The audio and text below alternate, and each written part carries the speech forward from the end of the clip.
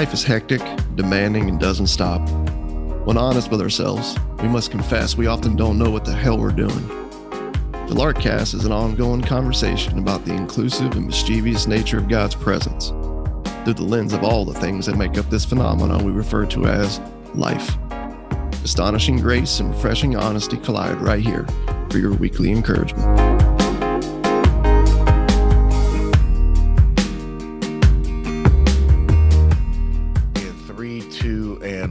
Welcome back to the Larkcast. Hello, Russ.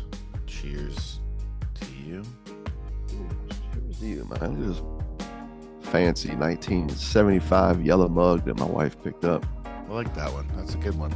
Out there thrifting.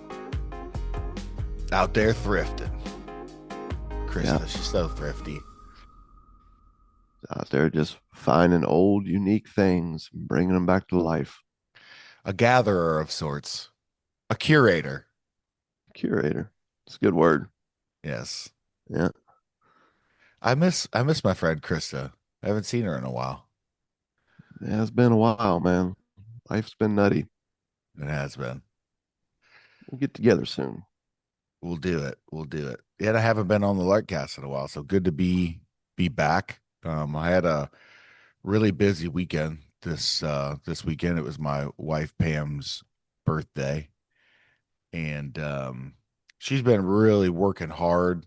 You know, she got a promotion recently at work and a lot of new responsibility, which has kind of been her story. She's been just like thrown into some things that she's not really necessarily like kind of ready for or even equipped for, but she kind of like figures it out along the way. And she's kind of got this like reputation of like, she'll figure it out. She asks good questions, you know, like she's got that stick-to-itiveness kind of a thing. So she's like real scrappy that way.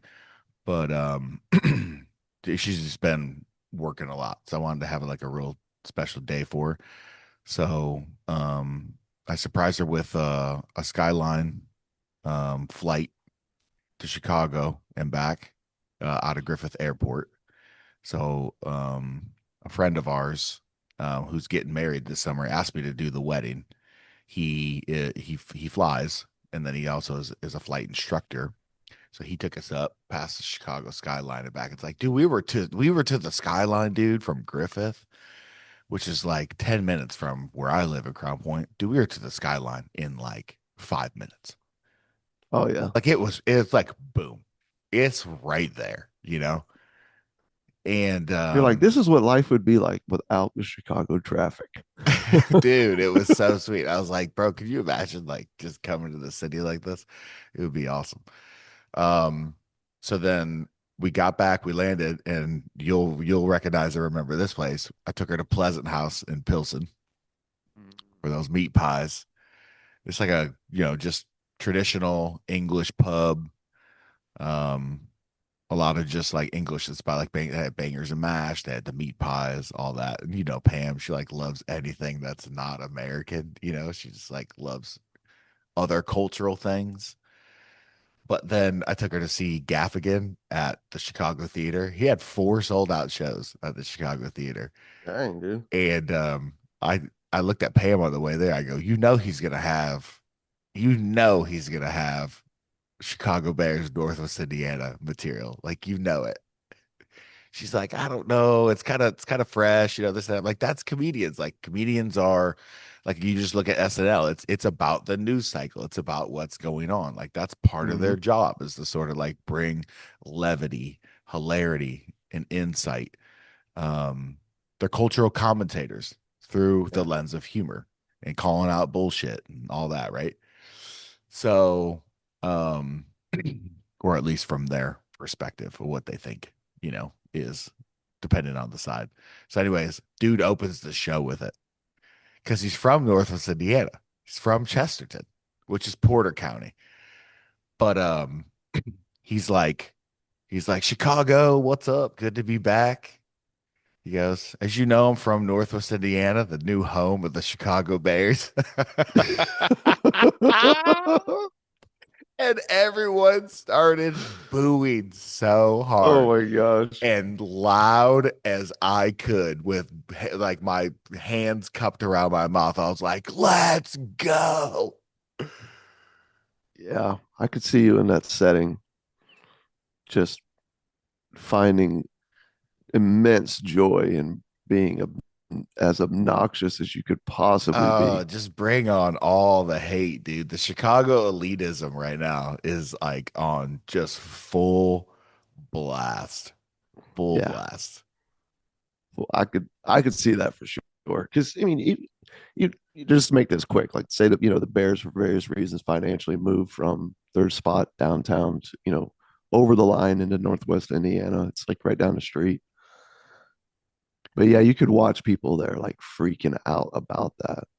But then yet be fully okay if it moves like out to the suburbs, as long as it's still in Illinois. It's so crazy. Yeah, I get it, dude. I get it. We're just a bunch of just, riffraff, hood rat hillbillies out here in Northwest Indiana. I get it. yeah, yeah. And that's gonna have a real impact, dude, on the image that they're trying to uphold. So Dude, it's gonna be crazy in Northwest Indiana if that happens. it will be. It's gonna It be will. nuts. Yeah. And I guess the funny thing, right? Like when you look at the whole scene, is it's just like one more mirror. You know what I mean? Like on the society that we've been watching and talking about on this podcast Yes. for years. Um, just a group of people, man, taking themselves really seriously and doing their best to find some sense of an identity that they have control over and they can hold up against and pit themselves against another tribe to feel like they matter more at the end of the day. And Yep. of course it's silly and it's football, and we're not, or I should say I'm not saying this in any way shape or form like somehow I've moved on past those that knee jerk reaction in life. Um, but it is humorous, you know what I mean? Like Well, it's humorous because it's human, right? Like yeah, it's not unique to people who, live out here or whatever. exactly. And yeah, I guess I never really like started interacting with it until I started linking up with you and then getting around a bunch of other like church planters and stuff like from Chicago. And because I would always say, like, hey, I'm from Northwest Indiana, just south of Gary, right outside, Chicago. When you're meeting people like, out and about across the country, you just tell them, like, as a marker, like, I'm, from Chicago land, which is a Right. legitimate term that is used in marketing and people's branding and brand identity and all that because they service a broader area and we're right by the state line. And so meeting all meeting all these church plant cats, and we root for Bulls, Sox, Bears, Yep. Blackhawks. I mean, I'm not a Cubs fan, but like people out here are Cubs fans. We don't root for the Colts. We don't root for the Pacers. Like it's very much like a Chicago influence. Um, but like you'll meet these players, like yeah, man, like I'm from like I'll go give them the whole spiel. They're like, well, what neighborhood are you from? I'm like, well, I'm in like Northwest Indiana. I'm just out the gate. I'm like, oh, you ain't from Chicago, dude. And I'm like, dude, you're wearing a freaking Yankees hat right now, bro. Mm-hmm. You're from Maryland, Yep. and you look like a dork, and you sound like an idiot right now. Yep. So don't talk to me about what Chicago and what is it. And that, folks, is how Tony really feels That's right. about So this. I'm in that moment. I'm taking myself too seriously. But yeah, that's what I was laughing at. Like and the reason why the humor in it, right, is because we're human, and there is an element I feel like for comedians they do it better than anybody. They find the tragedy in humanity, and of course they find the tragedy that's brought on by humans taking themselves too seriously, which is the majority of tragedy in humanity and all the problems that it causes, left, right, middle, go down the line. Um, and they find a way to help us like laugh at it, right? They bring levity to it, and You gotta love it, man, because it's how you can you can confess without being killed by your confession in any Yeah, like if you moment can of make someone life. else laugh. He referred to Northwest Indiana. It was funny because he was he was pissing off the Chicago crowd. Then he threw a bone to him. He was like, we're just he goes, Northwest Indiana is just 10 miles down the road this way, or as you guys know it, the road to Michigan. Which of course is funny, right? It's like no one Right. even in Chicago knows that Northwest Indiana's there. It's just the road to Michigan, Yeah, we go through where this you have area your and summer then we house. yeah. Oh my gosh. Yeah, all you do is laugh at it. And I can remember like moving to Chicago, right, to plant churches back in 2010.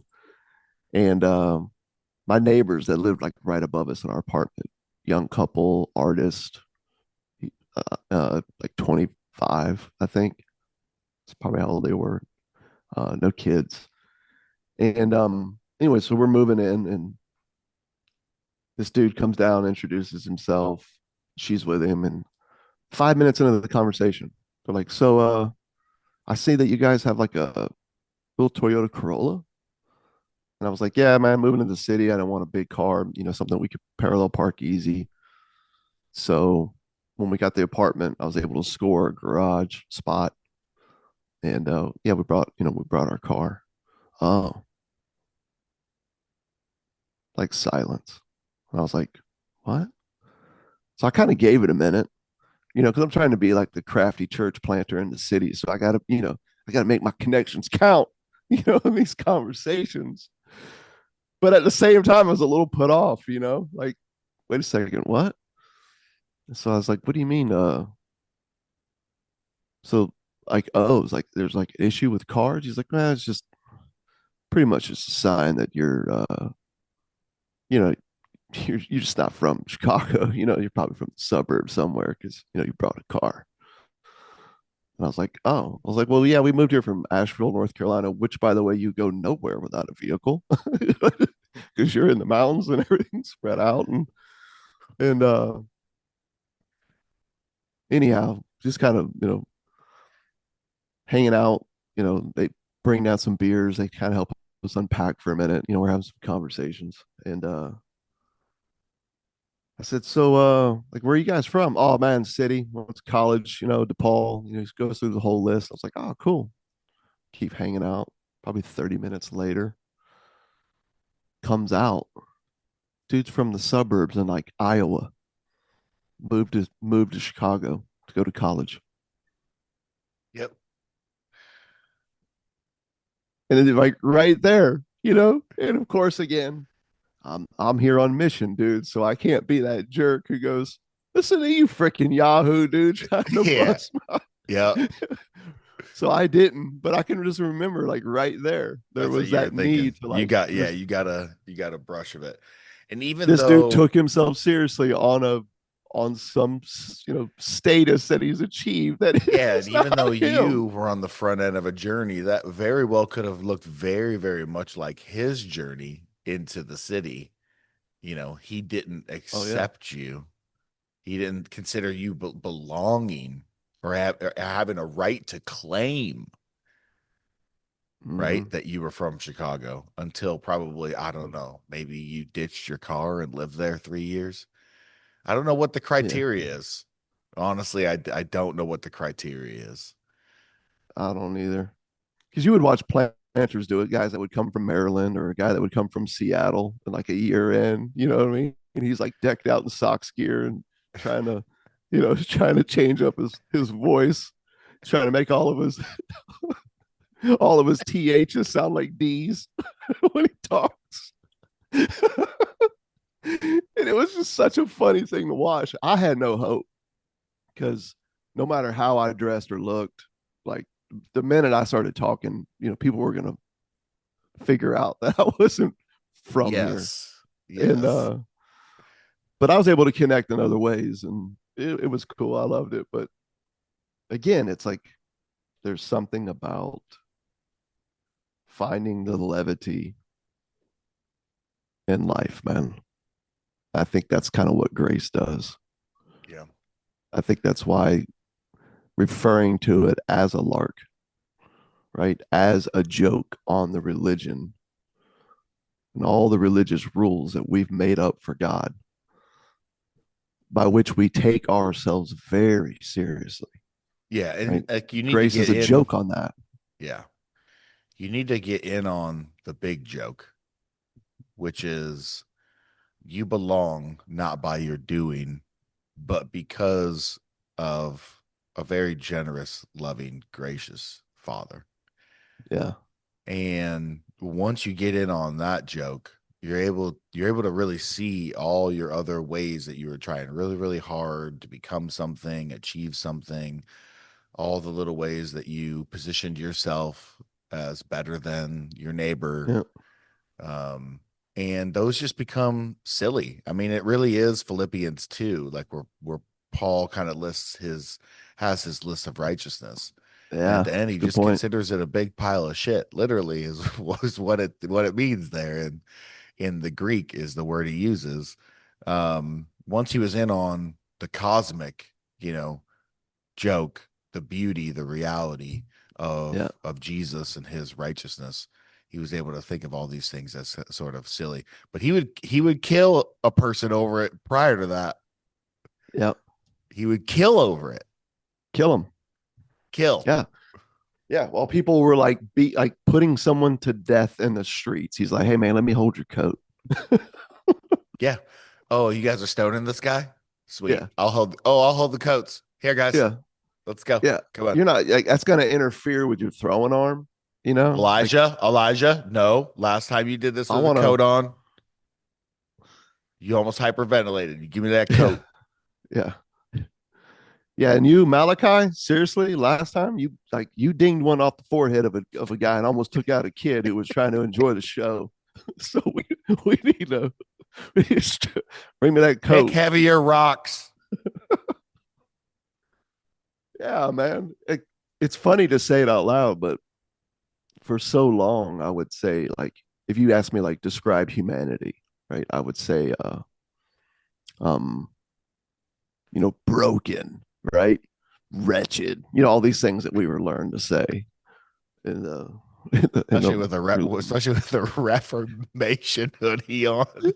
exactly. At least there's brewery attached to it. He's just trying to resurrect beer. um, shout out to Spence, Reformation Brewery. Spence. Love those guys. I hope I get to meet Spence someday. Oh yeah, it's coming. Spencer's great. We're gonna make it happen. Been a little nutty this early part of the year, but we're gonna get there.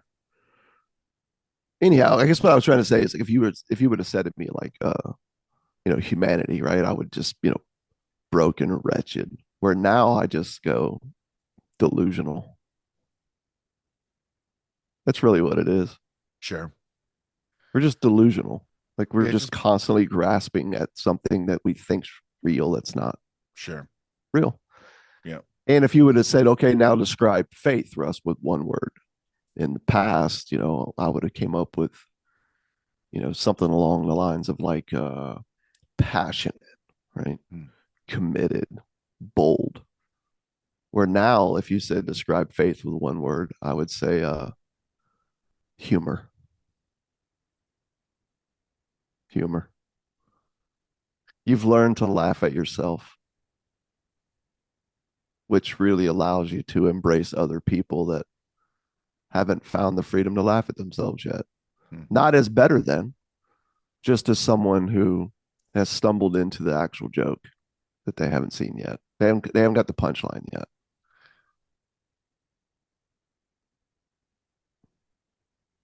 And It's good, man. it's so opposite, right? Of everything we were trained in, everything we were taught to think, to say, to do, to be. And it always Yeah. has to be on, right? It's always got to be on. Yep.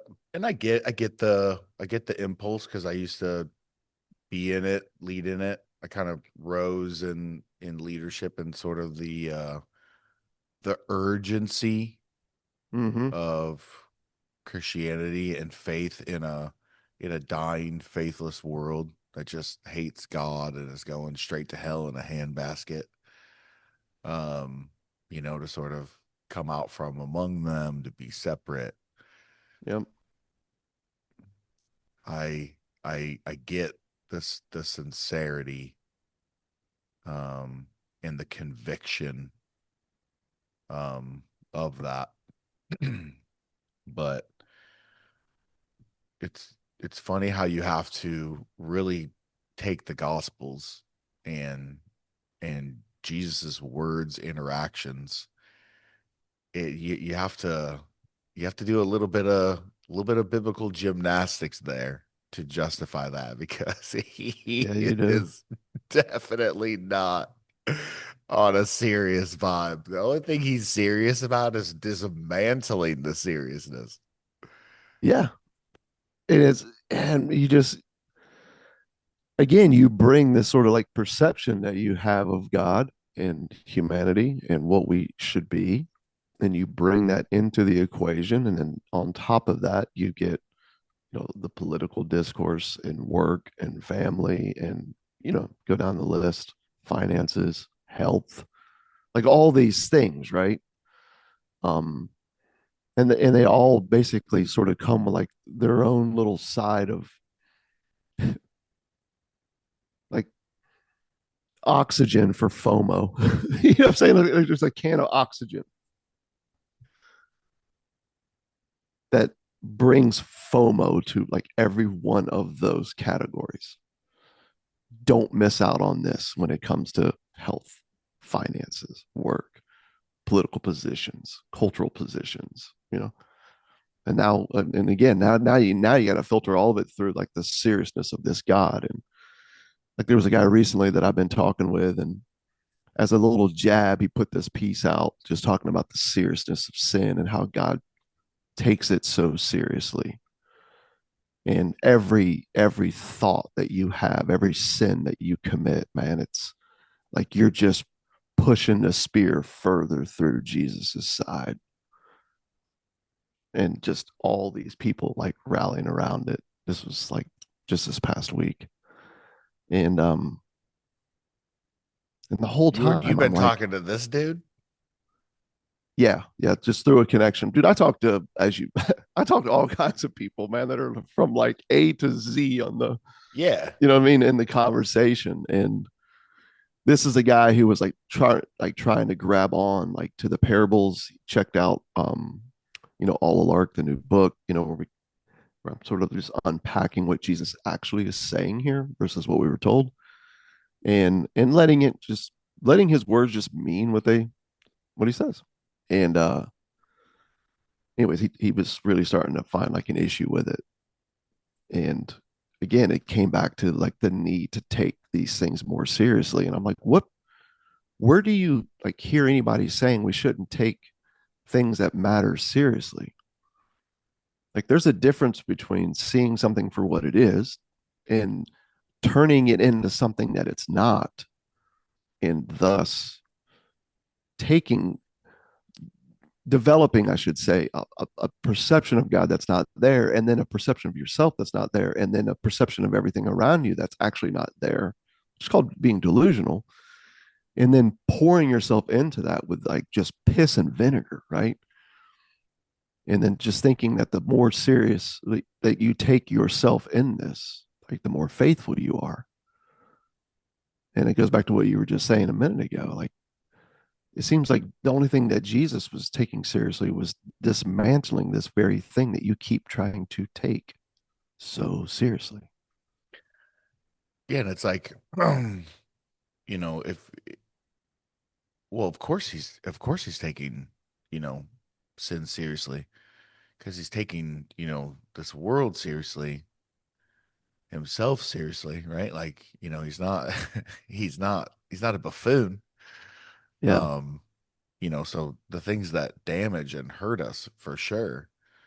Um, and it's just with cats like that, they they forever attach sin to rebellion and transgression but Mm-hmm. never attach it to religion and self-righteousness. Yep. Which goes back to what you were mentioning earlier from Philippians 2. They never, you know what I'm saying? They, because as soon as they only think sin is transgression, law breaking, fight for your right to party, Beastie Boys, like Yeah. just living La Vida Loca, like, you know what I'm saying? YOLO, birds in the sky, F the world, like approach to life. That's what they think it is.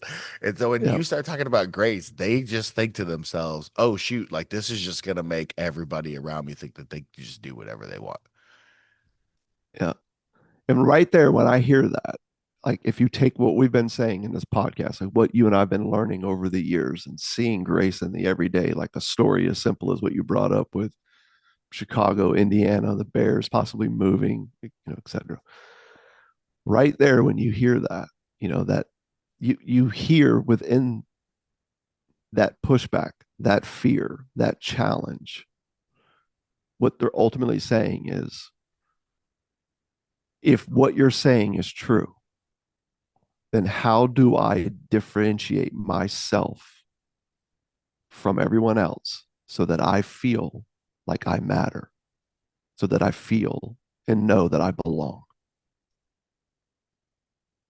Which all comes back to not their faith in Jesus, but their unbelief in Jesus. Yeah, Because if they believed him, if they took his words for what they are, if they believed what he said, they would know they already matter. They right. already belong. Yeah. Yep. And so it's so funny, like in the need and the push to take ourselves seriously in the name of faithfulness, you actually wind up without faith. Mm-hmm.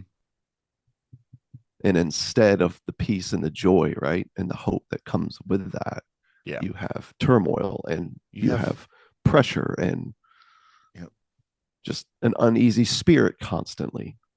And you break things and you break relationships and you latch on to ideas that are bad in the world Yep. and vote for them. It's there's a trickle effect here for sure. Sure. So Yeah, I I said it think before. it's Paul says in Romans that the law shuts your mouth.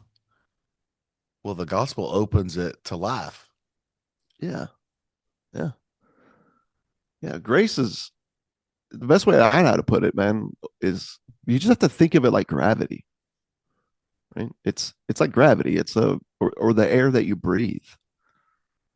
It's just it's just the state of being in the world, It is. knowing that that God has already made his home in you because he loves you, because he fathered you.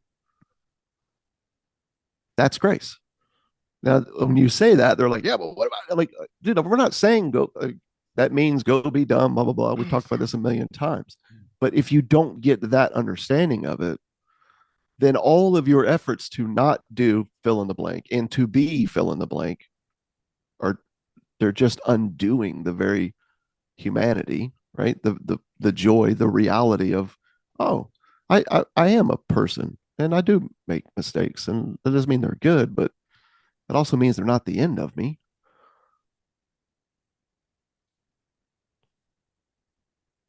It's it's like holiness, is not holiness is not God's allergy to sin. It's, it just means to be whole. He's whole within himself, and we're whole in him.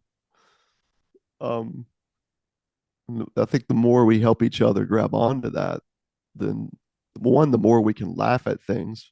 Two, the more we can laugh at things that we keep right stumbling over constantly.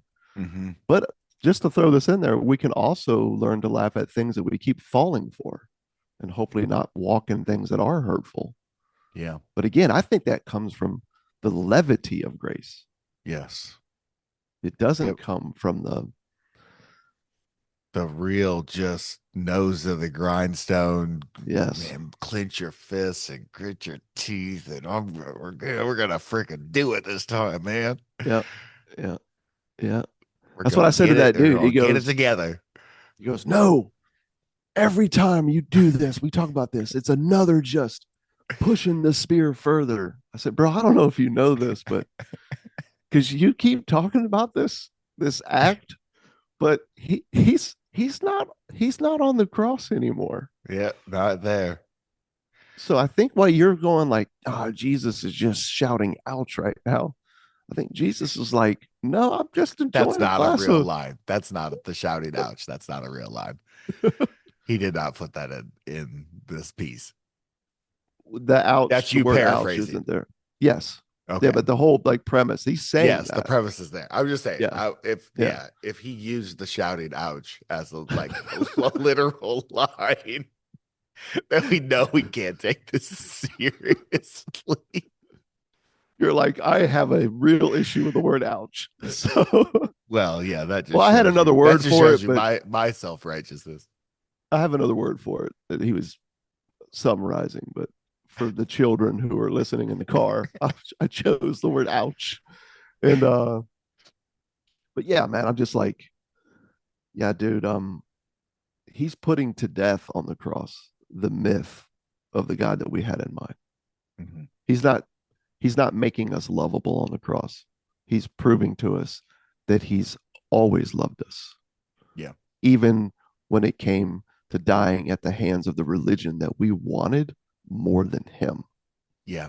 And that's the thing And he's about not there anymore. yeah, and that's the thing about Jesus is that he doesn't align with any bit, angle, or piece of wisdom of the world.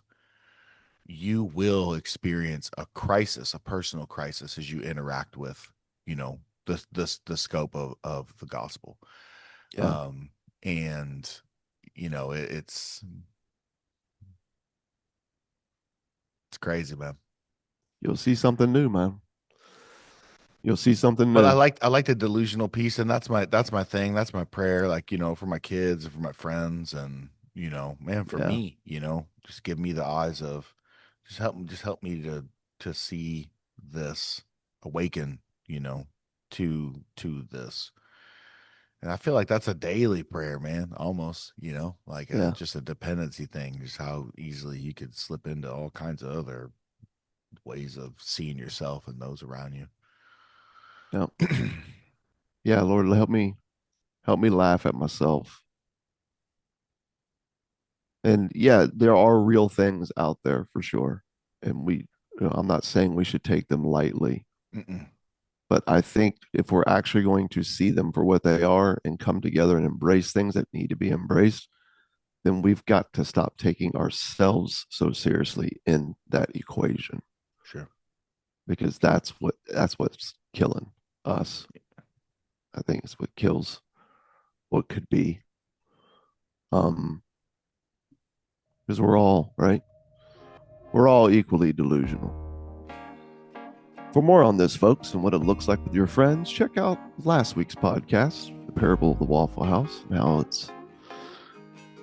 Or check out All a Lark on Amazon or at larkside.com. And you'll find. Mugs at the end of the screen. If you switch your hands, we get clink glasses right in the middle there. Like this? Yeah, like this. Oh, look, come look over. at this. No, come on over the other side. Oh, maybe on my screen it's different. Till next time. Till next love time. You. Reach out anytime.